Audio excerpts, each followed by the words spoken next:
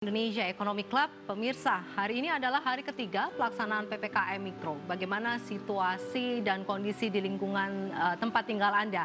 Apakah pertokoan atau pedagang kaki lima di sekitar Anda masih buka atau sudah tutup? Kita akan melihat apa saja yang menjadi pembeda dengan PPKM tahap pertama. Saya memiliki data bahwa yang menjadi pembeda adalah soal PPKM Mikro. Kita lihat dari poin-poinnya cukup berarti ternyata. Perbedaannya dengan PPKM tahap pertama. Jika di PPKM tahapan pertama WFH jumlahnya 75%, kalau di PPKM Mikro jadi 50%. Kegiatan sektor esensial seperti apotik, bank, telekomunikasi, dan lain-lain boleh beroperasi 100%. Untuk restoran yang sebelumnya hanya boleh terima 25%, di PPKM Mikro dibuka lebih banyak lagi hingga 50%. Untuk mal, jika sebelumnya hanya boleh buka sampai jam 7 malam saja, sekarang malah sampai jam 9 malam. Perubahan yang cukup signifikan dan banyak menjadi pembahasan dan kontroversi. Kenapa persentase ini sangat berbeda? Dan tentunya malam hari ini saya tidak sendiri, saya ditemani oleh senior saya, rekan saya untuk sharing, Prof. Renat Kasali. Selamat malam, Prof. Selamat malam, Vita. Nah, ya. Kalau tadi Prof melihat, saya sempat terkejut dengan adanya persentase yang ada. Dan sampai saat ini masih menjadi perdebatan yang cukup menarik dibahas. Kita tidak bicara masalah persentase, tetapi kita bicara masalah sektor-sektor yang bertahan, bahkan bisnis yang bertahan, baik bisnis usaha UMKM ataupun perorangan, begitu. Ya, betul, dan mereka menggunakan strategi marketing yang cukup beragam. Dari kacamata Prof. Renat, apa yang sedang terjadi dan apakah ini merupakan strategi untuk survive?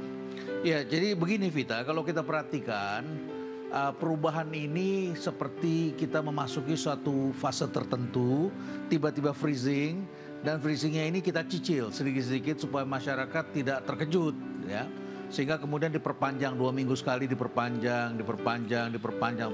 Tiba-tiba kita tidak sadar sudah setahun begitu ya. Sudah setahun terjadi atau hampir setahun tepatnya, dan kemudian terjadilah perubahan. Masyarakat ini hidupnya prioritasnya berubah, kemudian juga lebih banyak ada di rumah. Kalaupun bepergian ingin lebih praktis, ya, prioritasnya juga pada kesehatan dan lain sebagainya. Sehingga usaha itu harus membaca tren, harus membaca musiman apa yang sedang terjadi. Betul, kita harus lihat tren panjang, tetapi ada tren pendek. Nah, tren pendek ini bisa menambah nafas sebetulnya. Kalau kita tidak manfaatkan, ya kita nggak dapat darah. Jadi strategi pelaku usaha itu adalah disebutnya 3R. Ya. Pertama 3R. Pertama rapid, harus cepat. Ya, cepat, kita tidak boleh kalah menangkap peluang, kesempatan, begitu ya. Cepat, sesuaikan. Kemudian yang kedua itu adalah recover. Ya, tadi R adalah rapid, kemudian recover. Kita harus recover yang hilang. Begitu, cari sesuatu. Nah, setelah itu apa? Jadikan uang, jadikan rezeki, jadikan pendapatan supaya bisa bayar gaji pegawai. Ya, paling tidak bayar gaji pegawai. Itu namanya revenue. Jadi rapid, recover, and revenue. Oke, mungkin dari 3R tadi kita bisa melihat beberapa sosok yang nanti akan ada di layar dan juga yang akan hadir di studio. Nah, ini sosok seorang artis. Sekalipun walaupun dia sudah memiliki bisnis ini sebelum pandemik, tetapi di saat pandemik ini beliau juga meraup untung. Kita sapa dulu Prof. Mesya Siregar. Selamat malam Mesya. Malam Mesya. Selamat malam kita, selamat malam Prof. Renal. Oke, apa kabar? Alhamdulillah survive. Survive, oke. Menarik, itu penting itu survive itu. Itu survive, udah survive masuk. Dan sehat, itu penting. Udah masuk dari teori Prof. Renat lagi, 3R tadi, survive gitu ya. Oke. Kalau bicara masalah survive, nah rendang dan tulang ini sebenarnya seperti apa dampaknya di saat masuk pandemik, kemudian PPKM dan akhirnya PPKM Mikro ini? Mungkin bisa bercerita sedikit, Mesya. Ya, kurang lebihnya sih pada saat pandemi awal sekali baru mulai, pada saat kita baru tersyok dengan keadaan yang tidak kita persiapkan sebelumnya. Di luar prediksi aku, ternyata alhamdulillah salah satu bisnis aku rendang dan tulang ini ternyata malah meningkatkan revenue dan juga order yang hampir menyamai the best atau peaknya sales kita per tahun, yaitu bulan Ramadan dan juga Lebaran. Itu benar-benar unpredictable sampai kita tim produksi itu kelabakan untuk memenuhi demand yang sangat tinggi, luar biasa. Karena pada saat pandemi awal itu memang kita dipaksa untuk di rumah, nggak kemana-mana sama sekali, dan semua orang masih patuh dalam tanda kutip. Jadi permintaan untuk rendang dan tulang karena packingan, mereka nyetok makanan di rumah, mereka lapar kapanpun mereka bisa panasin. Ternyata itu menjadi blessing in disguise buat rendang dan tulang. Nah, tapi kemudian beranjak setelah pandemi awal itu kita PSBB total ya bisa dibilang, akhirnya mulailah PSBB yang new normal. Orang-orang udah mulai kembali diperbolehkan untuk ke kantor dan lain sebagainya, pelan tapi pasti. Kemudian salesnya turun sampai sekarang udah mulai ada kebijakan baru lagi yang memang sebenarnya tidak terlalu berdampak hebat dengan rendang dan tulang yang memang sudah basis bisnisnya itu sudah online dan 8 tahun yang lalu, jadi tidak terlalu berdampak, tapi mungkin penasaran orang terhadap rendang dan tulang itu udah biasa aja. Jadi mereka mesen rendang dan tulang sama seperti bulan-bulan pada umumnya. Jadi bisa dibilang saat ini rendang dan tulang sales dan juga revenue-nya itu semuanya stagnan alias stabil. Tapi alhamdulillah yang satu aku syukurin yang tadi seperti Prof. Renald sampaikan, yang paling penting 3R tersebut sudah kita lakukan. Alhamdulillah kita sudah recover. Alhamdulillah kita sudah R yang selanjutnya menjadi rapid, revenue, ya, menjadi pendapatan. Yes, dan revenue tersebut. Jadi alhamdulillah aku merasa kita bisa survive, tidak ada pegawai kita yang di PHK, tidak ada pemotongan gaji, mereka tetap dapat bonus sesuai dengan achievement mereka, dan itu salah satu yang aku syukurin untuk di masa-masa yang sulit ini. Prof, kalau melihat dari pengalaman Meisha tadi, ini kan Meisha mengatakan bahwa saya survive gitu, walaupun bisa dikatakan secara penjualan sekarang stagnan atau stabil saja seperti itu. Apakah diperlukan adanya perubahan dari sisi marketing atau pendekatan yang berbeda?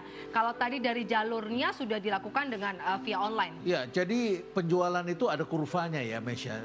Kurvanya tuh kalau kita lagi promo, kita gerakan dan tiba-tiba momentumnya tepat, dia naik begitu ya. Nah, bagaimana sekarang kalau misalnya suatu ketika ini akan ada seleksi alam, dan seleksi alamnya yang perlu dipelihara itu adalah yang repeat order. Jadi pembeli yang setia. Mungkin setianya ada yang mingguan, ada yang bulanan, ada yang tiap hari barangkali ya. Tapi tidak sama tiap orang. Ada yang setianya dia bulanan begitu ya. Ada yang 2 bulan sekali. Saya bosan, saya mau coba yang lain barangkali 2 bulanan. Nah, jadi Meisha barangkali bisa mengulang dengan membuat kurva baru nanti, ya, kurva baru. Tapi sangat tergantung pada kemampuan produksi, tim produksi. Ada kalanya kita genjot besar, tetapi kemampuan produksi juga terhadang, begitu ya. Apalagi harga daging kemarin sempat naik ya, Meisha ya, sempat hilang daging begitu ya. Dengan harga daging sempat naik, kemudian tadi Prof. Renald mengatakan masalah kemampuan SDM juga. Boleh tanya nggak nih Meisha, pada saat sebelum pandemik dan setelah pandemik maupun PPKM Mikro ini, apakah ada pengurangan SDM atau mungkin ya dari sisi keuangan agak diketatkan begitu? Alhamdulillah nih Vita, kebetulan aku baru nambah ada 2 orang pegawai baru. Jadi sebelumnya memang ada yang keluar 1, tapi kita nambah 1, jadi sebenarnya penambahan 1 karyawan.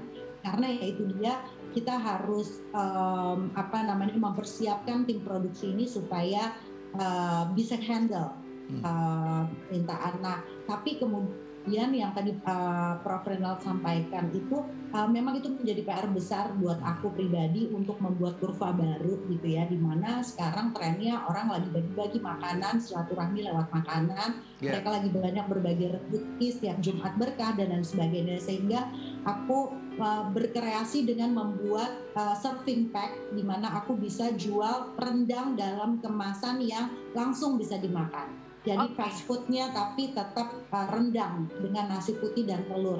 Jadi orang-orang yang udah mulai kantor, orang-orang yang mereka mau berbagi atau kirim-kirim makan, mereka praktis langsung makan selesai buang gitu. Tapi ternyata strategi itu pun belum terlalu belum terlalu bisa berjalan normal karena yaitu dia memang harus momennya tepat seperti Prof. Renald sampaikan tadi. Dan alhamdulillah kita kalau balik ke pertanyaan tadi tidak ada budget yang dipotong kecuali memang pembelian mesin atau pembelian equipment yang bisa kita pending dan nggak perlu dan tidak mendesak itu kita nantiin dulu.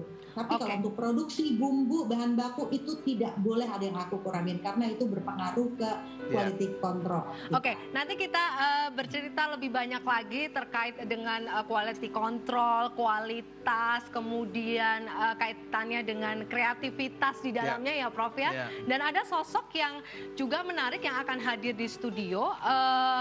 Mungkin banyak departemen store yang menutup gerainya, tetapi yang satu ini justru memperluas, memanfaatkan momentum karena terjadi perubahan dan kemudian musim berganti. Ya, siapa dia? Pemirsa, pastikan Anda tetap di program The Indonesia Economic Club hanya di iNews.